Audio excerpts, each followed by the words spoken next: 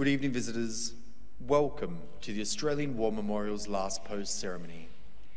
My name is Dennis Stockman, and joining us today from the Australian Army is Warrant Officer Class 1, Ross McGregor. We warmly welcome the family of Sergeant John McGregor, whose story will be told shortly.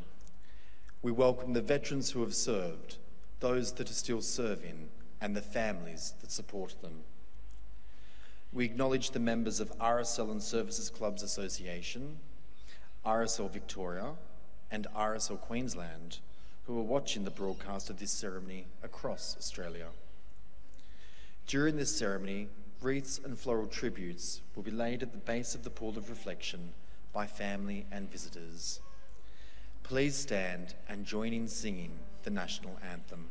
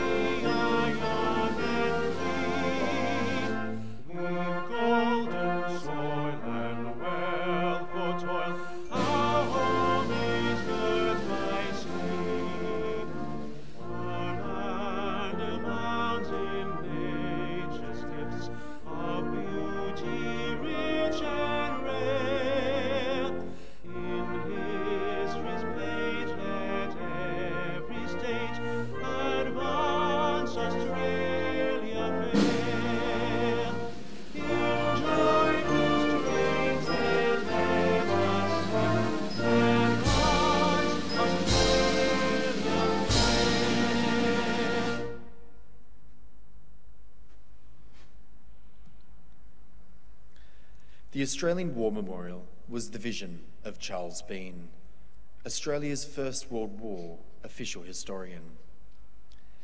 Bean landed with the Australian troops on Gallipoli and stayed with them at the front through to the end of the war. The idea of this national memorial and museum came to him at Pozières, France, in the depths of the bloody fighting of 1916. Bean's idea was that this would be a place where families and friends could mourn loved ones buried in faraway places. It would also be a place that could help all Australians understand what these men and women had endured and what they had done for us. Bean's vision, to which we remain true, is best expressed as inscribed to the entrance to the memorial's galleries. Here is their spirit, in the heart of the land they love, and here we guard the record which they themselves made. Tonight we'll read the story behind just one of those on the Roll of Honour, which lists the names of more than 102,000 men and women who have given their lives for us in war and operations for more than a century. But first we present a lament, Flowers of the Forests. Wreaths and floral tributes will now be laid at the base of the pool of reflection.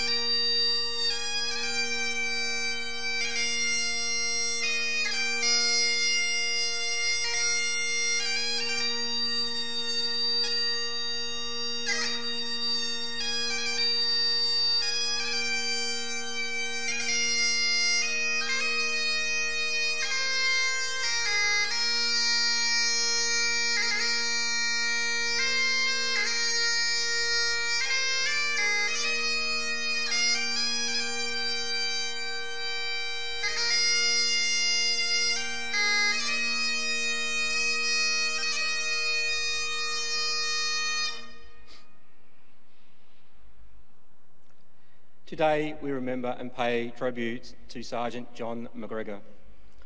John McGregor, known as Jack by his family and friends, was born in 1894, one of 5 children of John and Jessie McGregor of Ballarat, Victoria. Described as a well-built man with light blue eyes, dark brown hair and freckled shoulders, McGregor attended Golden Point School in Ballarat and then worked as a labourer in Bendigo region. He also served 4 months in the Citizens Forces. John McGregor enlisted into the Australian Imperial Forces at Warragul in December 1915. After 4 months of training at Broadmeadows Camp near Melbourne, he was transported to Egypt, where the AIF were undergoing a period of expansion and reorganisation before joining the fighting on the Western Front. 2 months later, McGregor landed in Marseille and headed for the Somme region in northern France. On the 15th of July 1916, the 57th Battalion was preparing for the Battle of Fromelles, the first major Australian engagement on the Western Front. C Company, of which McGregor was part, come under heavy German shelling. C Company's commander moved the troops to a safer section of the trenches, but left McGregor and another soldier in place to keep watch for the German attack. In a letter home to his uncle, McGregor wrote, "I was smothered in mud from the bursting shells and all my equipment was buried. The chap who was with me disappeared, but I think he was called away anyway. I was there on my own, waiting to get blown to fragments. It was a funny thing, Uncle. I'd been there for 6 hours and the trenches on both my right and left were blown in the parapet, knocked down, yet my part had not been touched. I heard a German shell come in and seemed to know it was going to burst near me. I stood straight up against the parapet. It exploded 8 feet away in front of me and blew me along the transverse. I got 1 piece of shrapnel in the shoulder and cut on the back in a couple of places. It was like getting hit with a sledgehammer." McGregor was hospitalised and sent to England for 2 months for recovery. Recognising his extraordinary luck, he wrote to his uncle that he intended to keep his torn and shrapnel-marked hat as a souvenir. After his return to the front, McGregor continued to serve with the 57th Battalion and was promoted first to Lance Corporal and then in December 1916 to Sergeant. In March 1917, the 57th Battalion was near Amiens, pursuing the Germans as they made a tactical retreat to the Hindenburg Line, a shortened and newly fortified series of defences on the Western Front. Australian troops seized Beaumont-les-Cabarets on the 21st of March and for the next 3 days endured a series of bloody attacks as the Germans tried to retake the town. On the 24th of March, McGregor was killed instantly by a shot to the head while saving the life of a falling comrade. He was 22 years old. In a letter to McGregor's father, Captain A.A. Fuller wrote, "It was, I believe, an impossible task he set himself, but he never thought of the danger. All he thought of was the man out there under a hail of machine gun and rifle fire. We all miss him as a sergeant, a friend and a comrade, and I can safely say it was a splendid example of courage and coolness which carried the boys on during that awful day and eventually won us the German position." Captain Traynor wrote in a Red Cross report of McGregor, "I wish to insert the casualty was the bravest and most courageous man I've ever had under me, and probably the bravest man in the Australian Army." John McGregor was buried in a makeshift grave in a town of Besmont, but his grave has never been found. His name is recorded on the wall of remembrance in the cemetery of Villers-Blantyre. After the war, McGregor's older sister, Mabel, devoted a great energy to finding out the particulars of her brother's death and having him awarded a medal for his bravery. He was described as a great favourite with everyone in the company.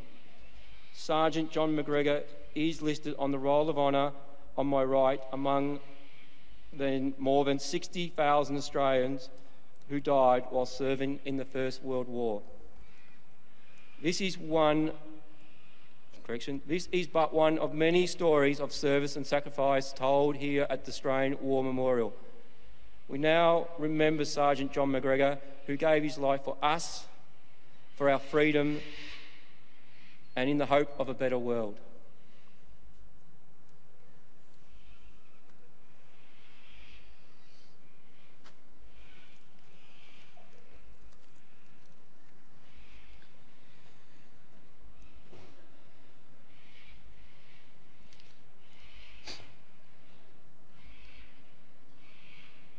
They shall grow not old, as we are left grow old. Age shall not weary them, nor the years condemn. At the going down of the sun, and in the morning, we will remember them. We will remember them.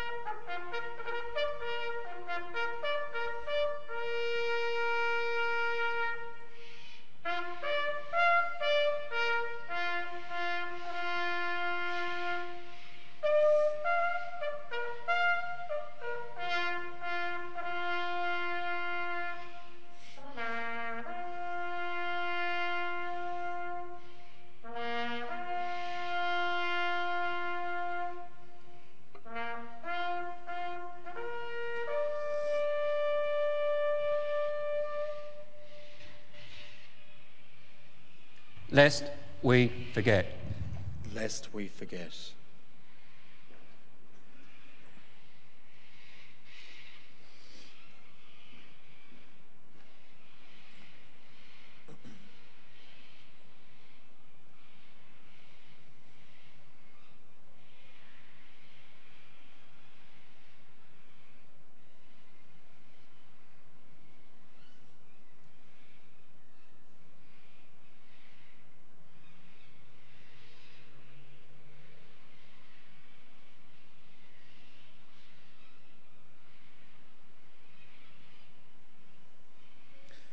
We leave you this evening with the words of the memorial's founder, Charles Bean.